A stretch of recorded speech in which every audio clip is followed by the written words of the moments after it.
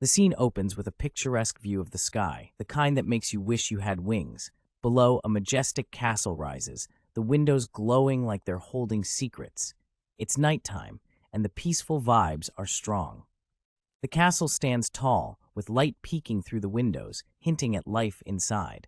A sense of mystery hangs in the air, like the calm before a storm. Inside, we find a girl catching some Z's, but her mind is anything but asleep. The noise around her seems to disrupt her dreams, causing a bead of sweat to form. Guess Sleeping Beauty just got a wake-up call. Our sleepy heroine is tossing and turning, wondering why on earth she decided to bunk with 3 other people. Maybe next time she'll go for a solo gig in a fancy room. Regrets, she's got a few. She's clearly awake now, thinking about that sweet exclusive room she should have chosen. But alas, hindsight is 20/20. Her eyes snap open, she's looking serious, like she's onto something. It's clear she's not just any girl caught in dreamland. She whispers the name Baek Yusel. This guy's name seems to hold some weight.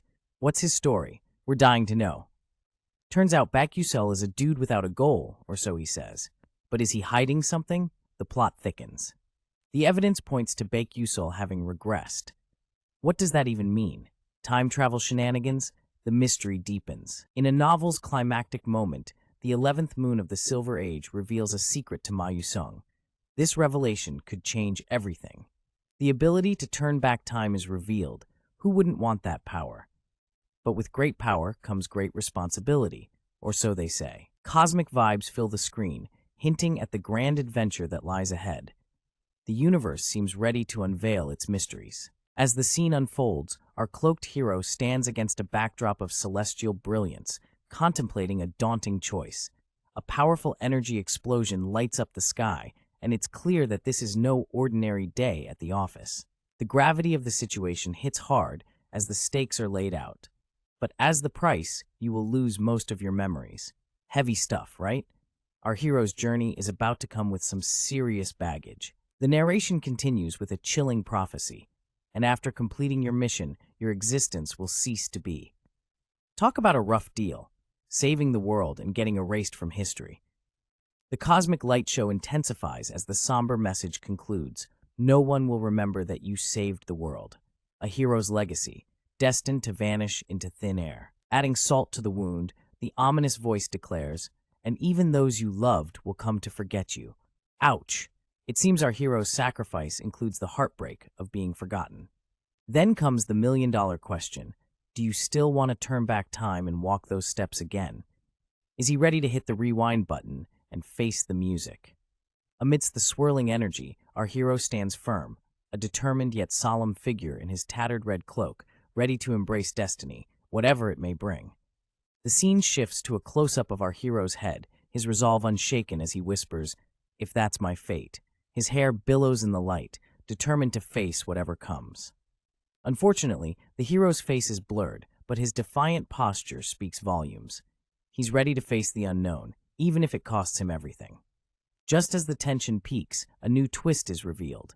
But it was Azel who stopped him from that. Azel, the mysterious game-changer, steps in to alter the course of... In the midst of chaos, a dramatic plea echoes, "Wait."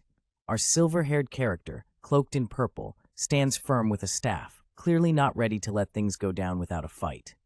Opposite them is a battered soul, wearing a red cloak, looking like they've been through the ringer.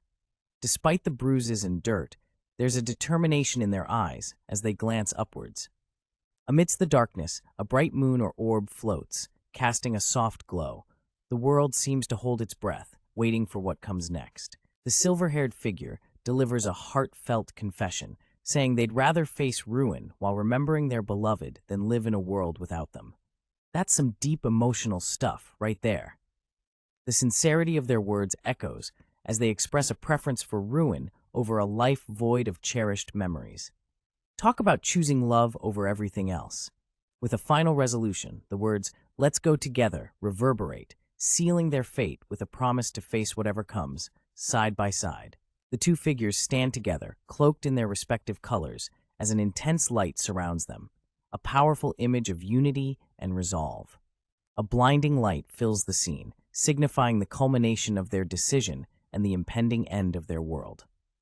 Convinced by the silver-haired figure, the decision is made to halt regressing, leading to the world's ultimate destruction, marking the end of the epilogue. The story concludes with the world being destroyed, leaving a silent void where there was once chaos and emotion. The scene opens with a thought bubble, hinting at a world that's a whole different ballgame from the original novel. We're diving into a realm where expectations are flipped on their heads. The narrative continues with a mention of Baek-Yu-seol, who tapped into the 11th moon of the Silver Age to regress. Seems like he's got a big task on his hands. After fulfilling his mission, Baek-Yu-seol will vanish. Poof, his existence completely wiped from this world. Heavy stuff. As the mystical energy swirls around, we see Baek-Yu-seol from behind, engulfed in a bright otherworldly light. It's like he's in the middle of a magical transformation or something. A girl with soft brown hair and wide eyes looks on, a mix of worry and determination etched on her face. She's clearly feeling the weight of the moment. But wait, there's a twist. The person who should have lost his memories and only have his mission to cling to. Suddenly, he's standing there, looking all mysterious and shadowy, and he says he just wants to live. Talk about a plot twist. The panel shifts to a close-up of a tightly clenched hand, filled with tension and resolve. Looks like someone's ready to take action. If that's true, the sentence hangs in the air, leaving us on the edge of our seats. What's going to happen next? The final panel reveals the title, Magic Academy's Genius Blinker, setting the stage for a magical adventure. Get ready for some spellbinding action. The page number 34 sits quietly at the bottom, marking the end of this mysterious journey. Meet Flame, a sleepyhead who just got rudely awakened. She's sitting up in bed with her wide-eyed expression like she's been hit by a truck full of Monday mornings. The urgent message is delivered loud and clear. Haewonryang is on the scene, and he wants a word with Flame. Looks like Flame's morning just got interesting. Enter the messenger, a red-haired girl with wide eyes and a worried expression. She's not here to play games. She's got the scoop on Haewonryang. Flame's friend spills more details. Haewonryang is camped out on the first floor of the dorm, waiting like a VIP guest. Flame, however, is not feeling the vibe. She tells her friend to pass on the classic, "I'm not here" excuse. The red-haired girl is visibly concerned, but Flame's resolve seems unshakable. Flame, seemingly done with the drama, declares her intention to go back to sleep. Because let's face it, sleep is life. The red-haired girl is left in a bit of a pickle, unsure how to handle the situation. The tension in the air is palpable as the red-haired girl gulps, clearly nervous about the whole ordeal. The atmosphere thickens with suspense as we step into a world filled with cobblestones and mystery. Our purple-haired friend stands all serious in his sleek white coat, arms crossed, looking like he's got some important business to attend to. But hold up. Who's this? A pink-haired girl pops up, rocking a cloak that's definitely 2 sizes too big, and she seems pretty eager to chat. With a little hesitation, she blurts out, Haewonryang, like she's just seen a celebrity. Our guy, presumably Haewonryang, looks down, probably wondering why this stranger knows his name. The plot thickens. As our cloaked girl gathers her courage, she asks, "Who are you?" A question that hangs in the chilly air. Clearly, there's some identity mix-up going on here. Confused, our purple-haired guy responds with a simple, "What?" This just keeps getting weirder, folks. The girl presses on, asking about someone named Flame. Staying cool as a cucumber, he explains that Flame is under the weather and catching some Z's. But internally, he's puzzled, thinking, is she feeling down just because she confessed and was rejected by a flunk-out student? Clearly, there's more drama here than meets the eye. After some awkward vibes, our guy decides to make a smooth exit, saying, "Okay, I'll go back." And just like that, the scene opens with a mysterious encounter between a cloaked figure with long flowing hair and a blurred figure in a white outfit. The tension is palpable as they stand in front of what looks like an ancient stone building. Suddenly, leaves and a cloud of smoke swirl around, adding a sense of mystery and drama to the scene. It's like Mother Nature decided to make a cameo appearance. The girl, with striking red hair and big blue eyes, gazes up at the sky, lost in thought. She's got that "I have a secret crush" vibe going on, but it seems like her feelings are not reciprocated. Turns out she really likes this guy named Haewonryang, but poor girl laments about how he doesn't even remember her name. Ouch, that's gotta sting. And it seems like this has been a recurring issue in her life. She's always been stuck in this one-sided admiration loop. The scene shifts to a flashback where a girl with brown hair and a white bow is in the spotlight. Her abilities are top-notch, and she's got the whole room's attention. But wait, there's more. The girl who seems to have it all, including everyone's attention, is none other than Flame. In the middle of this crowd, the focus is on Flame, who seems to have everything she could ever want. The narrative reveals that Flame is the person who always had everything, leaving others in her shadow. We then see another character with light purple hair, though their face is obscured, leaving us curious about their identity. And the kicker? The scene is set with a dramatic, almost eerie vibe. It's like the calm before a storm, with the sky painted in shades of foreboding red and black. Someone's clearly stirring up some serious vibes here. In a courtyard, we see a lone figure, cloaked and mysterious, walking on the pavement. Whoever this is, they've got that I'm on a mission stride going on. Her shadow stretches out behind her, hinting at her determined journey. The atmosphere is heavy, almost suffocating, like walking through a fog of unresolved tension. A close-up of a clenched fist reveals that someone's holding back some serious frustration. Whatever's going on, it's got them all wound up. A thought bubble spills the beans, so annoying. Someone's got beef, and it's weighing heavy on their mind. Clouds of mystery still hang in the air, leaving us guessing what's coming next. The scene shifts to a bright and sunny day at the first main tower, suggesting a place of importance and grandeur. The Grand Tower stands tall, a beacon of authority, and possibly a hub for some scholarly drama. In a dim-lit room, two men are talking. One of them says, "You were embarrassed by a student, Professor Mason. Seems like someone's been schooled, and not in a good way." The professor, looking quite dapper but troubled, admits, "I'm ashamed." This guy's feeling the heat, the kind that makes you want to crawl under a rock. The conversation continues with a reminder. In the grand halls of Stella Academy, we meet Vice Principal Akihaden, looking all dapper in his sharp suit, ready to discuss some serious business. A curious lady steps up, questioning the progress of a fancy-sounding research project.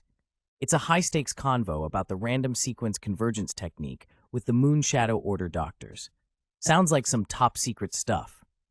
With a confident nod, our mysterious lady assures that everything's under control. She's got this. No worries. Akihaden seems pleased, giving her a trust-filled nod. It's all good vibes here, folks. As she exits, Akihaden stands alone, and we hear a faint idiot slip from his lips. Ouch! Not the most supportive internal monologue. Turns out Akihaden's got some serious thoughts about our lady friend. He believes she's blinded by her pursuit of glory, not realizing she's just how ironic. A magic warrior is conducting research for a dark demonic human. Talk about a plot twist. A mysterious figure lets out a chuckle. Heh, as the irony of the situation sinks in. In an opulent room, someone is eagerly anticipating the day alchemic magic engineering will be completed. Big dreams, big ambitions.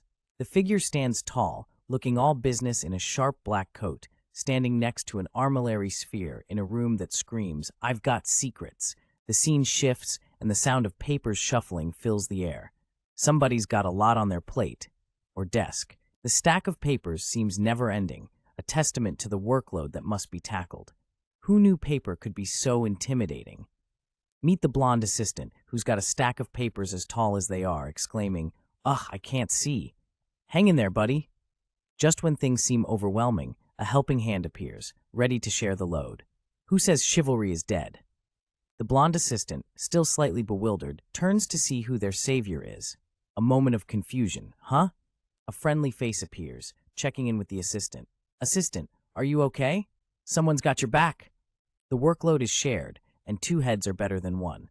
Amidst the gentle rustling of papers, a stack sits prominently on a table, hinting at the academic hustle and bustle. A glimpse of mysterious documents peeks out, suggesting there's more than meets the eye in this library. The scene unfolds with two scholarly-looking students. The one with glasses is grateful, expressing thanks for avoiding another run-in with Professor Mason. With a nonchalant shrug, the brown-haired student downplays the help, saying, "It's nothing." Scanning the library's organized chaos, our brown-haired friend can't help but think. Anyway, his inner monologue continues. This is complete chaos, as he surveys the scattered papers and cluttered workspace. The library's state is nothing short of a mess. Crumpled paper and open books lie abandoned on tables. Zooming in on the brown-haired student's eyes, there's a spark of curiosity as he notices something intriguing. On the board, intricate diagrams and scribbles suggest a complex scientific endeavor. His mind races, that's as he tries to piece together the significance of the information. The glasses-wearing student chimes in, explaining the board displays Professor Mason's project with the doctors. They speculate that it's the random sequence convergence technique, adding a sprinkle of mystery to the scientific pursuit. Young man in school uniform is shocked, eyes wide open, as he ponders over something serious. The thought bubble reveals he is contemplating the random sequence convergence technique. A chalkboard filled with complex diagrams suggests a deep study or research environment. Crumpled papers on a desk hint at failed attempts or intense brainstorming sessions. Introduction to the random sequence convergence technique as the first formula of alchemic magic engineering. Professor Mason's Blackening episode involves dark, demonic humans aiding in the technique's completion. Amidst flames, a scholarly figure, likely Professor Mason, stands with a sinister smile, holding papers. Massive explosion leads to catastrophic damage due to technical skill differences. Alelicia's appearance seems to calm the storm, hinting at a potential change in the situation. A cliffhanger question. What if the scene unfolds in a room filled with intellectual vibes as we see a young man, back facing us, locked in contemplation? His mission? To crack the code before some dark, demonic humans beat him to it. Sounds like a regular Tuesday, right? As the mystery thickens, a voice pierces the silence, addressing the young man, its assistant Altalicia. The voice echoes with curiosity about coffee, while our protagonist seems more focused on bigger dilemmas. Our coffee enthusiast, with a cheerful demeanor and a warm smile, offers a break from the puzzle-solving grind. The young man seems to have something else brewing in his mind, though. As our young thinker grapples with his thoughts, he suddenly questions if Professor Mason is a thorn in Altalicia's side. There is a hint of mischief in the air. With a mysterious suggestion, he proposes a rather refreshing way to get revenge. Now that's a plot twist. A blurred face looms, possibly belonging to Altalicia, adding to the suspense.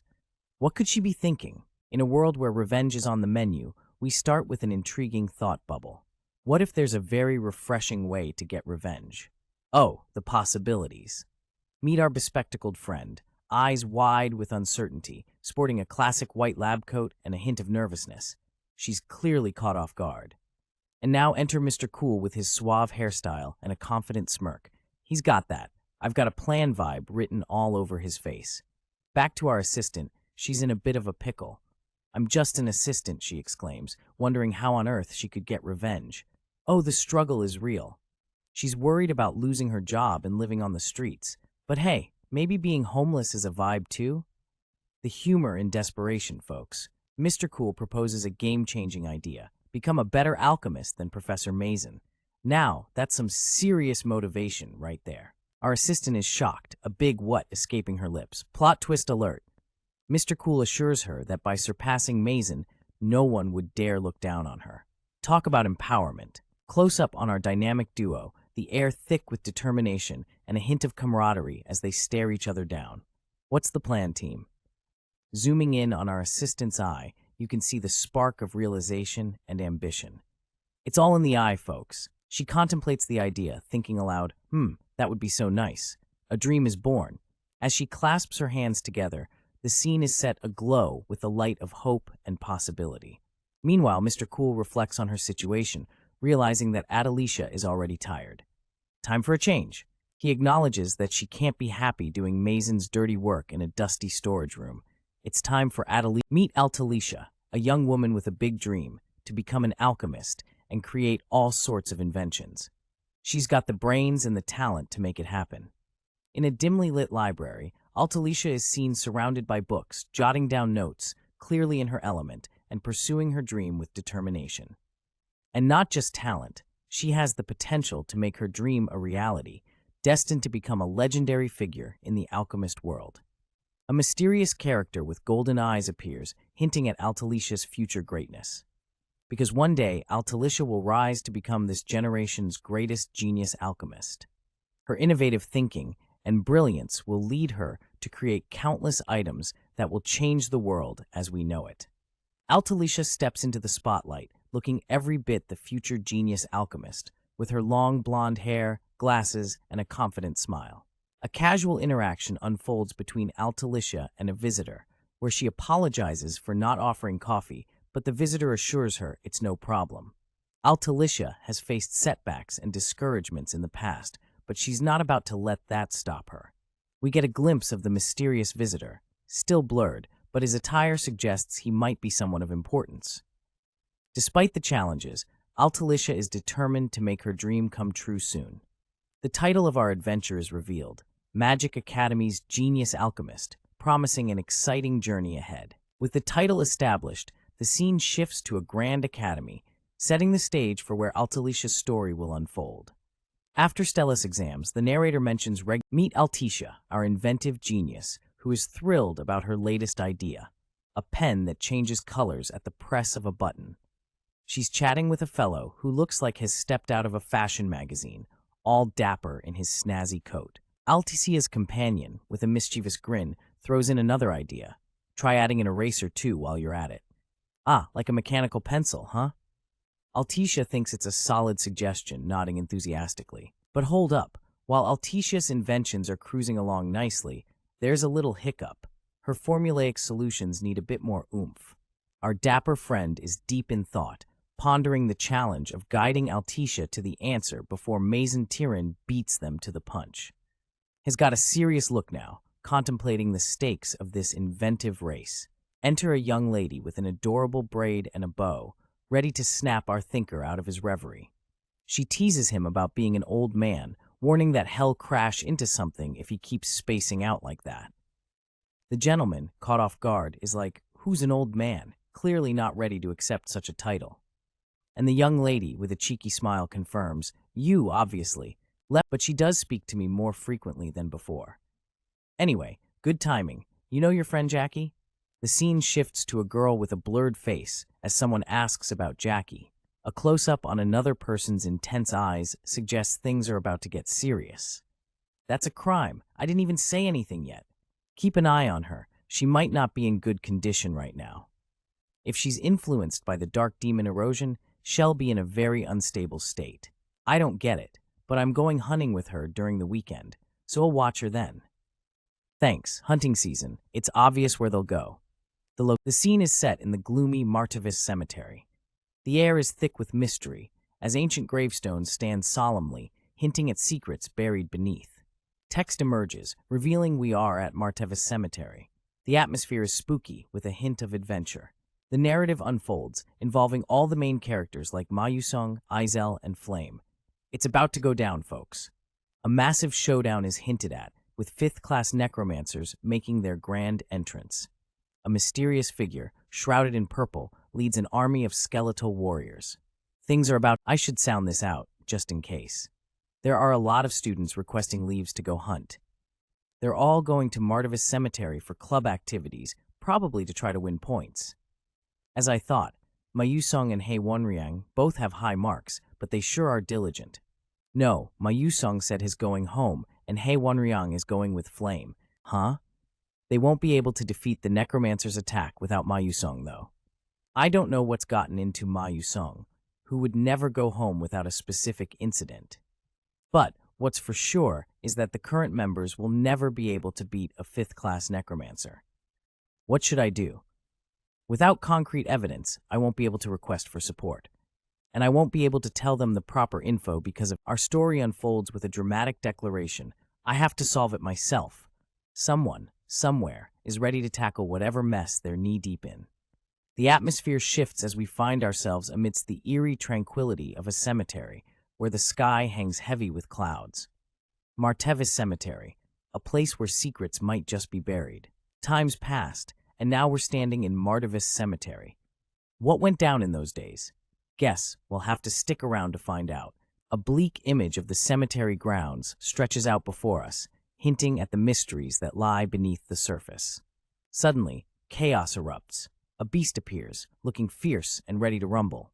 This ain't your ordinary cemetery visit, folks. Enter the scene. Doc Chulkwang, wielding some magic mojo, looking like he's about to make that creature regret showing up here. Doc Chulkwang, with a confident smirk, scoffs at the risk involved, mentioning that these predict fish only need one good whack. Sounds like he's done this dance before. Meet the man, the myth, the legend, Doc Chulkwang, a second-year student who's all about handling business. He's got some serious swagger. But hold up, another voice enters the fray, clearly not impressed with the destruction. Seems like Doc's style isn't everyone's cup of tea. A shadowy figure stands tall, ready to challenge Doc's approach. It's getting heated, y'all. Now here comes another character, Katsif Derek, demanding obedience and respect. Looks like authority is getting tested. Kachif Derek, a second-year student too, with a serious look on his face. He's not here for jokes. But Doc's all about the laughs, breaking the tension with a chuckle, much to Kasif's annoyance. Why's he laughing? Maybe he's just that chill. The tension mounts as both characters stand their ground. This is about to get real interesting. Ban Dion, with her calm demeanor, advises against wasting energy on speaking. Her companion, with long blue hair, listens intently but remains silent.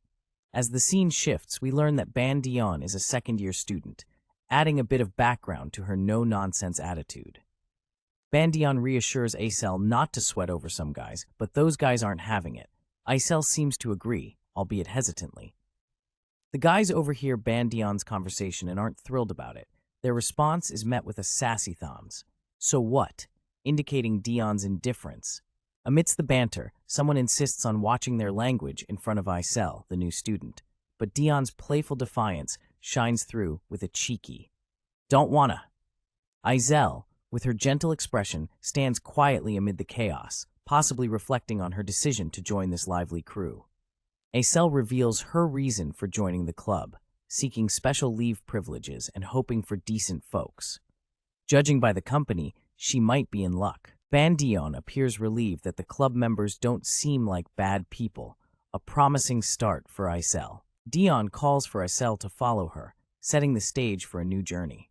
Aicel responds affirmatively, but a sudden interruption shakes the scene. Out of nowhere, there's a burst of energy, leaving Dion startled. What could possibly be going down? The scene captures an explosive moment, quite literally. A sudden burst leaves everyone in awe, and the air is thick with anticipation. Dion, Aicel, and one of the guys are left stunned by the loud noise. They wonder what could have caused such a commotion. Reflecting on the chaos, it appears someone nearby is passionately engaged in a fight, leaving the group intrigued by the unexpected turn of events. The scene opens with a group of students discussing their hunting grounds. A young lady with flowing gray hair tied in a ponytail suggests they should go say hi to prevent any overlap of their territories. Her confident suggestion seems to be met with agreement from a blurred-faced companion. The blurred-faced companion, probably caught off guard, responds with a hesitant, "Huh? Yeah," like they just woke up from a dream or something. The crew, looking like they're about to drop the hottest mixtape of the year, is strutting through the forest. Leading the pack is our blurred-faced buddy, followed by 3 others, including the gray-haired girl. They're on a mission, and ain't nobody gonna stop them. Zooming in on their determined steps, you can almost hear the dramatic music playing as they march forward, ready to face the unknown. Suddenly, the scene shifts to a girl with stunning long blue hair and big purple eyes, who seems to have spotted something shocking. Her expression is a mix of surprise and concern, adding a touch of mystery to the situation. The wind rustles the leaves as the suspense builds. Something's coming, but what could it be? Amidst the swirling leaves and the eerie atmosphere, a silhouette appears, revealing the outlines of an imposing structure. The group stands before it, and one of them thinks, that's indicating something monumental is about to unfold. As the dust settles, we see a figure with vibrant pink hair, possibly one of the newcomers. The tension in the air is palpable, hinting at an upcoming confrontation. The tension reaches its peak with a close-up of 2 characters facing off, one with striking red eyes and another with calm brown eyes. The intensity between them is enough to start a fire. Things are about to get real. The scene opens with a view of a dark, cloudy sky barely peeking through the dense canopy of trees, setting a suspenseful tone. In the next frame, we see two young women, Hongbian and Flame, stepping forward from a group of shadowy figures, likely to confront or discuss something important.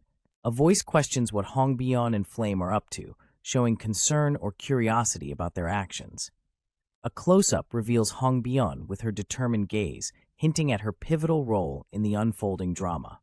Further into the confrontation, a girl with vibrant blue hair claims her prowess in shooting down the predator fish, challenging the others' claims. She insists that the area belongs to her group, implying a territorial dispute. The camera pans down to reveal a massive predator fish, a sight to behold with its menacing features. The narration highlights the significance of this creature, emphasizing its rarity and risk level. There is speculation about the girl's intention to gain more points, suggesting a competitive motive. Finally, someone muses. The focus zooms in on a determined eye, the word "and," hanging in the air, hinting at a continuation or escalation of events. A character with brilliant red eyes contemplates a misty background, likely reflecting on a turbulent past. Our pink-haired protagonist is not thrilled about meeting someone related to her father's enemy. She's clearly not in the mood for family reunions. She mulls over the idea of making a quick exit, but something stops her in her tracks. A blue-haired figure, possibly a senior, addresses the group, bringing a sense of order, or maybe chaos. More dialogue unfolds as the senior suggests the juniors voice their concerns, which seems to rile up some members. A comedic exchange between characters, with one looking particularly annoyed, suggests that not everyone is on board with the senior's plan. The pink-haired character snaps back, "Shut up and continue on your way," showing she's got no time for nonsense. The tension escalates as a character questions another's respect for their senior, challenging them to act accordingly. The scene widens to reveal a group of characters facing off, their postures and expressions suggesting an epic showdown is brewing. The ground cracks under pressure, a sign that things are about to get real intense. The story unfolds with two startled young ladies, their expressions a mix of surprise and curiosity. They're in a setting that seems charged with anticipation, and the intensity of the moment is almost tangible. The tension in the air thickens as a mysterious energy makes its presence known. The two girls, dressed in uniforms, seem to sense something significant is about to happen. As the energy crackles through the air, the scene shifts, revealing the eerie sight of a skeletal hand emerging from the shadows, adding a layer of supernatural mystery to the unfolding events. A burst of energy fills the scene, marked by an intense focus on the mysterious force. The ominous aura suggests something big is about to go down. Suddenly, a skeletal hand appears, reaching out as if to grasp something unseen. The presence of this hand adds a chilling element to the already charged atmosphere. With a flash of purple, the scene seems to transport us to a different realm. The shifting colors suggests a transition, possibly to a place where the mysterious energy originates. Two new characters enter the scene, a girl with striking blue hair and a boy with fiery red hair. Both look a little worse for wear, but there's a determination in their eyes. The scene opens with a girl, rocking long pinkish-white hair and vibrant red eyes, looking quite startled. She's dressed in a snazzy school uniform that screams prestige, complete with a black coat and golden accents. There's a blurred figure behind her, but that's not stopping her from uttering a hesitant "no." Something's definitely up. Now, we see another girl with brown hair and equally striking eyes, also in a similar uniform. She's got a look of disbelief on her face, her mouth agape as she exclaims, "Way!" Seems like whatever's happening has caught them off guard. The atmosphere gets a spooky upgrade with a burst of purple energy, and the word "skeletons" echoes in the air. Looks like our characters are about to face some bony adversaries. Here come the skeletons, and boy are they creepy. They're cloaked in tattered robes, with bony fingers clawing at the air. These undead creatures are ready to party, and it's not going to be a friendly one. Zooming in on the skeletons, their hollow eyes gleam with an eerie light. These guys are not messing around, and our characters better be ready for some serious action. The title card drops with Magic Academy's Genius Blunder, setting the stage for this magical adventure. It's a blend of brains, spells, and unexpected twists. A quick flash of the number 36 reminds us of the chapter we're diving into. It's a continuation of this thrilling saga. A stone pillar stands with an ominous warning: do not enter alone. If you didn't think things were dangerous before, this surely sets the mood for caution.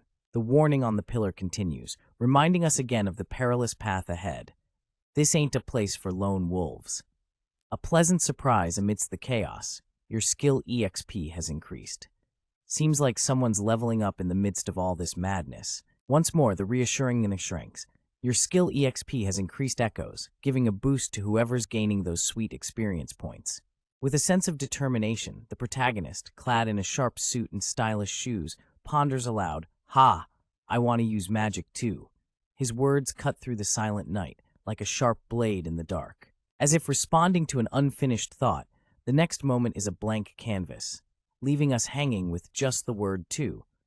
What could he possibly be yearning for alongside magic? Suddenly, our hero is caught in a moment of existential curiosity, questioning why blink of all things. Clearly, there's more to his magical ambitions than meets the eye. Surrounded by the aftermath of a mysterious encounter, he stands among the shadows of fallen creatures, pondering his next move. Despite the cryptic surroundings, a sense of determination seeps through as he muses, "But I should come across it soon." Clearly, something significant is just around the corner. As the winds whisper in the background, he stands amidst a clearing sky, his eyes scanning the horizon with anticipation. With resolve in his grip, he holds a scepter-like object, the clouds parting as if to reveal his path forward. Turning towards an ominous backdrop of a graveyard, he lets out a quiet "ah," a soft acknowledgement of the next chapter in his quest. The scene transitions with a gust of wind, heightening the suspense of what's to come. Our journey brings us to an ancient Gothic tombstone, its inscriptions hinting at secrets long buried. With a sense of satisfaction, he utters, "Found it." The quest, at least for now, finds a moment of closure. I don't have any OP skills or overwhelming power to sweep the skeleton army away like Ma Yusong does. The scene shifts to our protagonist, standing in a misty graveyard, looking like he's about to take on the world, or at least something spooky. So there's only one way for me to survive here. Darkness looms, shadows flit, and a sense of urgency grips the air. I need to fight in a way only players can. With determination, he draws his weapon, ready to face whatever comes his way. Episode 4 Necromancer's attack has begun. Things are about to get real. Our protagonist, a young man with a determined look and a school uniform, prepares for battle. He holds his weapon with resolve, the mist swirling around him. Suddenly, something golden and ominous bursts forth, causing our hero to exclaim in surprise. The skeleton general is revealed as a daunting adversary, leading an army of skeletons. This guy is no joke, with a presence that screams boss level. The skeleton general's eyes blaze with fiery intensity, signaling danger ahead. It's like staring into two red-hot laser beams. Amidst the chaos, it's stated there are only 3 of these semi-boss ranked skeleton generals in this episode. A rare breed indeed. Our protagonist stands face to face with this chilling skeletal figure. The tension could be cut with a knife or a sword. The protagonist reflects on his current abilities, realizing that a normal fight would lead to immediate demise. Time to think outside the box. With determination in his eyes, our hero decides not to face them normally. He's got tricks up his sleeve. With a determined shout, the protagonist commands himself to go in. He's ready for action. With a swift motion, the protagonist moves back, as if retreating to strategize. The battle dance begins. The skeleton general, seemingly, "Here's a golden rule for you. When a monster is transforming or being summoned, you just sit back and enjoy the show." Our hero, dressed in a snazzy suit, shouts "Quack" as he faces a creepy skull-headed monster. This dude's got style and guts. The wisdom continues. Ignoring a monster won't help you defeat it. So no playing ostrich here. Check it out. The transformation is complete. Our skull-headed friend is now a spine staff. Talk about a glow-up. The skull monster seems to be in shock as it realizes it just got turned into a staff. That's gotta hurt. With the spine staff in hand, our protagonist now commands the skeleton generals. Has got the power. Meet our stylish hero, holding the spine staff like a boss. Who needs a lightsaber when you got this? Focus on those golden eyes and brown hair. Our hero is ready to rock and roll. With a sigh and a smirk, he says, "Okay then, he's ready for action." And just like that, it's time to be off. Our hero's got places to be, and adventures to conquer. Empty space, maybe for dramatic effect, or to let that last line sink in. These two skeletons are giving us the side-eye, aren't they? Draped in ominous cloaks, they're clearly up to no good. The air is charged with an unsettling vibe, almost as if they're about to pull off a bone-chilling stunt. The scene shifts to a swirling vortex of purple haze, and we catch a glimpse of these hooded figures. It's like they're conjuring something out of a horror movie. The tension is real, folks. Meet our gang of adventurers. They stand in a line, looking sharp in their outfits, but there's a sense of confusion in the air. One of them, with a flaming fist, seems to be at the center of it all. Oops, someone forgot this was the Necromancer episode. Guess it's not your average day in the park. Our mystery character, panting and clutching a sword, seems to be having a rough day. Something's off, and they're not sure what. Flashback time. Our protagonist is having a memory moment, remembering that Ma Yusong was supposed to be the hero of this story.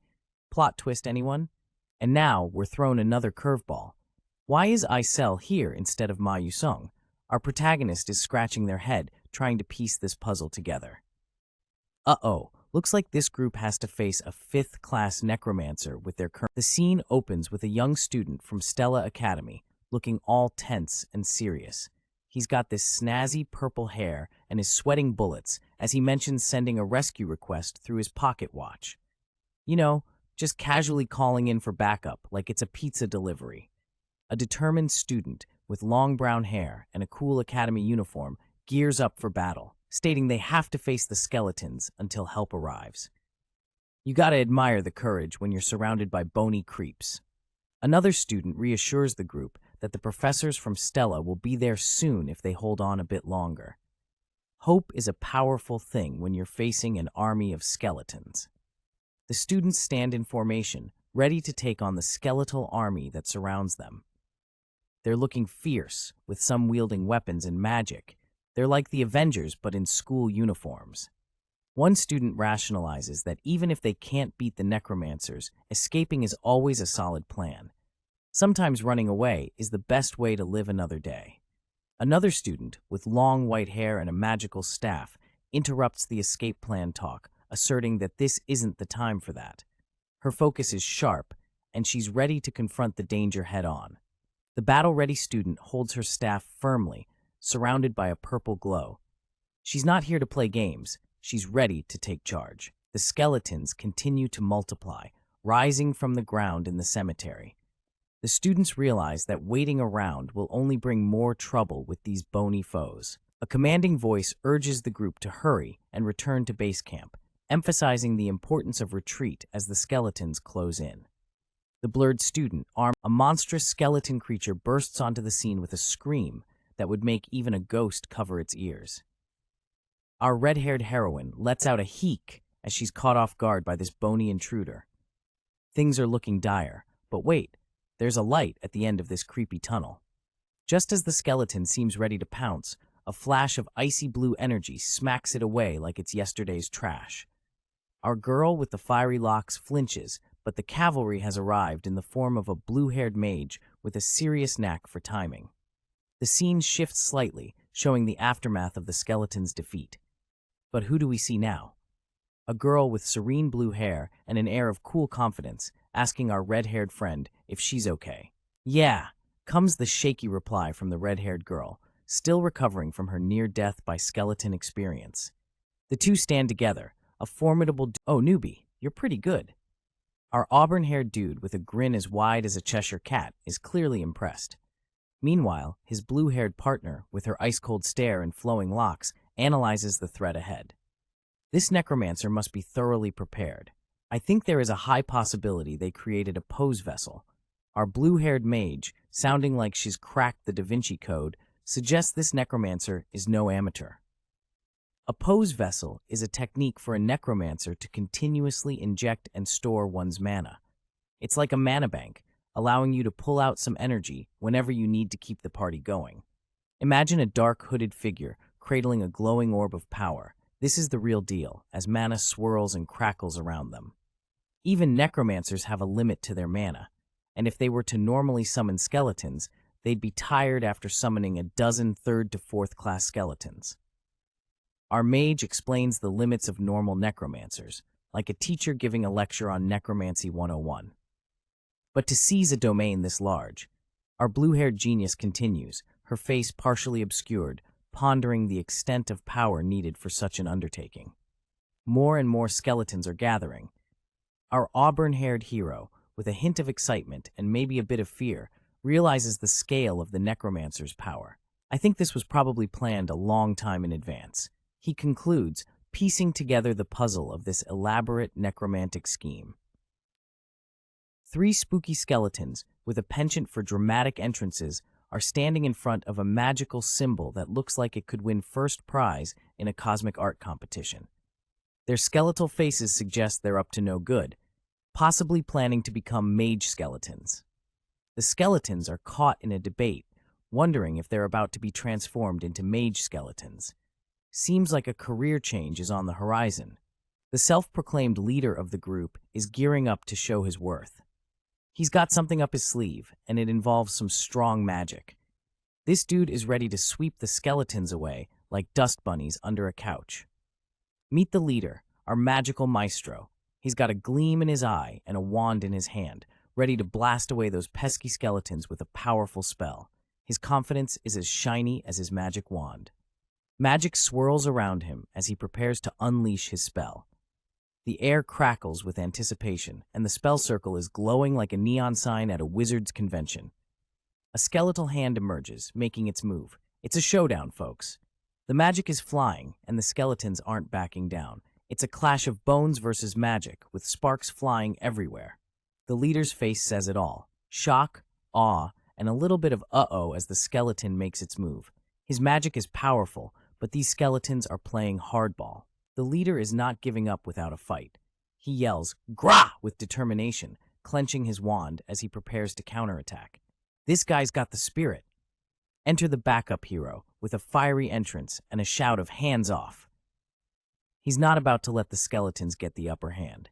It's action-packed, with magic and flames lighting up the scene. This new hero is on fire, literally. With a determined look and flames swirling around him, he's ready to take on the skeletons. It's a fiery battle, and he's not going down without a fight. The skeletons are feeling the heat as our fiery hero charges in, unleashing a blaze of magic and flames. It's intense, and the skeletons look like they might need a fire extinguisher soon. Things get electrifying as a young mage, looking sharp in his school uniform, finds himself in a shocking predicament. As he attempts to conjure some spell, an interruption causes him to cry out in pain. Ack! The spell seems to have gone haywire. One observer realizes the gravity of the situation and blurts out, "Shit, he was mid-cast." Panic sets in as they witness the spell spiraling out of control. Our young mage's face is a portrait of shock and surprise, eyes wide, sweat trickling down his cheek. Clearly, things have taken a turn for the worse. Someone from the sidelines yells out a warning. It's rebounding. Duck! The magical energy is bouncing back, and everyone needs to take cover. A massive burst of blue energy erupts, lighting up the scene with an intense, blinding brilliance. A girl with long, shimmering hair, eyes wide with shock, witnesses the explosion. The impact is overwhelming, and her expression says it all. Another girl, with striking red eyes, screams no as the energy arcs dangerously close to her. She knows the stakes are high. With a sense of urgency, she warns, if that explodes, we'll be in danger too. The situation is growing more perilous by the second. The magic continues to crackle and sizzle in the air, its energy swirling chaotically around them. An explosion of light consumes everything.